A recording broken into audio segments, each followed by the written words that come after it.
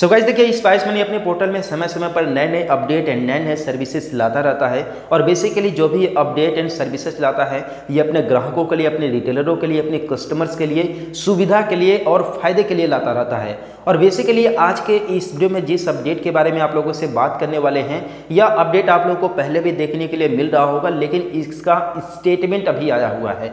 ठीक है कि यह अपडेट क्यों आ रहा है, इस अपडेट का आने का मकसद क्या है, तो आप लोगों को डिटेल से यहाँ पर एक्सप्लेन करने वाला हूँ। तो वीडियो को अंत तक जरूर देखिएगा, जिससे आप लोग को सही और सटीक जानकारी मिल सके। जैसा कि आप सभी को पता है कि भारत में जितने भी बैंक है, सारे के सारे बैंक अपने ग्राहकों के लिए केवल 4 बार फ्री APS यूज करने का ऑफर प्रोवाइड करते हैं। ठीक है, उनमें से कुछ ऐसे भी बैंक है जो कि 5वीं बार जब फिंगर लगाता है कस्टमर, ठीक है, APS यूज करता है तो चार्जेस भी लेते हैं। जैसे कि कैनरा बैंक है, कैनरा बैंक भी अपने ग्राहकों को 4 बार APS यूज करने का फ्री ऑफर प्रोवाइड करता है।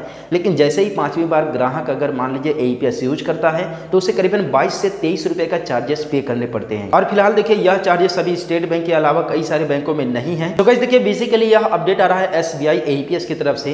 बेसिकली जब आपके पास SBI का ग्राहक आता है, कस्टमर आता है, तो आप लोग बैलेंस इंक्वायरी करते हो हमेशा की तरह। और बैलेंस इंक्वायरी करने के बाद जैसे ही उसका फिंगर लगा करके कैश विड्रॉल करते हैं तो आपके सामने फेल का इशू आने लगता है। ठीक है, और आप लोग कैश विड्रॉल नहीं कर पाते हो। ऐसे में ग्राहक आपके पास से चला जाता है और मॉर्निंग में जाकर के कहीं और भी पैसा निकाल करके चला आता है। ठीक है, तो भाई ये तो बड़ी प्रॉब्लम है। ये जो फेल का इशू है, देखिए सभी SBI ग्राहकों के साथ नहीं आ रहा है। जो ग्राहक लोग ज़्यादा APS का यूज करते हैं, ज़्यादा APS के द्वारा जो है बैलेंस इंक्वायरी या मिनी स्टेटमेंट या कैश विड्रॉल का काम करते हैं, उनके साथ यह प्रॉब्लम देखने के लिए मिल रहा होगा। अभी तक SBI में बहुत सारे ऐसे ग्राहक हैं जिनका बैलेंस इंक्वायरी करने के बाद अगर आप लोग तुरंत कैश विड्रॉल भी करोगे तो हो जाता है। लेकिन अभी तक कुछ ग्राहक ऐसे भी हैं जिनके साथ फेल का सामना करना पड़ता है। बेसिकली देखिए, SBI भी मंथ में केवल 4 बार ही फ्री APS का ऑफर प्रोवाइड करता है अपने ग्राहकों को। लेकिन कुछ ग्राहक ऐसे हैं कि महीने में 6 बार 7 बार भी APS का यूज कर लेते हैं। ठीक है, और अभी तक SBI में किसी भी तरीके का कोई चार्जेस भी नहीं है कि देने पड़ेंगे। ठीक है, तो ऐसे ग्राहक अगर आपके पास आते हैं तो आप लोग सबसे पहले उनका कैश विड्रॉल कीजिए, इसके बाद बैलेंस इंक्वायरी कीजिए। ठीक है, लेकिन बेसिकली एक समस्या ये भी है कि अगर आप लोग कैश विड्रॉल किसी कस्टमर का करते हैं तो वहाँ पर शेष अकाउंट शेष बैलेंस में ना लिखता है और 0 या तो लिख करके चला आता है।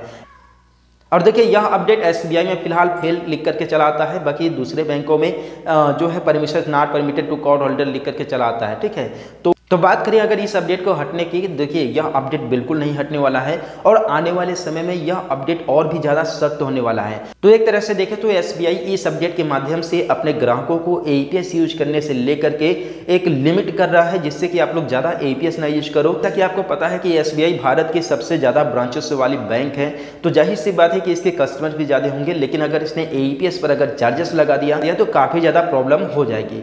ठीक है, तो इसी से रिलेटेड उसमें चार्जेस ना लगा करके सिंपली एक चीज लिमिट में कर दिया है कि आप लोग भाई बैलेंस इंक्वायरी करो चाहे मिनी स्टेटमेंट निकालो, आप लोग केवल दिन में एक ही बार APS यूज कर सकते हो। बाकी ऐसे भी कस्टमर्स हैं जिनका 2-3 बार APS यूज आप लोग दिन भर में कर सकते हो, लेकिन आप लोग कोशिश करें कम से कम उनका APS बचाने का। बाकी अन्य बैंक हैं जिसमें भी बाकी अन्य बैंक हैं जैसे कि इंडियन बैंक है, तो इंडियन बैंक में भी अगर ज़्यादा APS आप लोग यूज करते हो तो आप लोग को not permitted to card holder का इशू का सामना करना पड़ सकता है। ठीक है, तो आई होप इस स्टेटमेंट से आप लोग को क्लियर हो गया होगा और यही अपडेट आया था SBI APS की तरफ से। तो हम लोग मिलते हैं फिर किसी नेक्स्ट वीडियो में एक नए अपडेट के साथ, तब तक के लिए बाय बाय।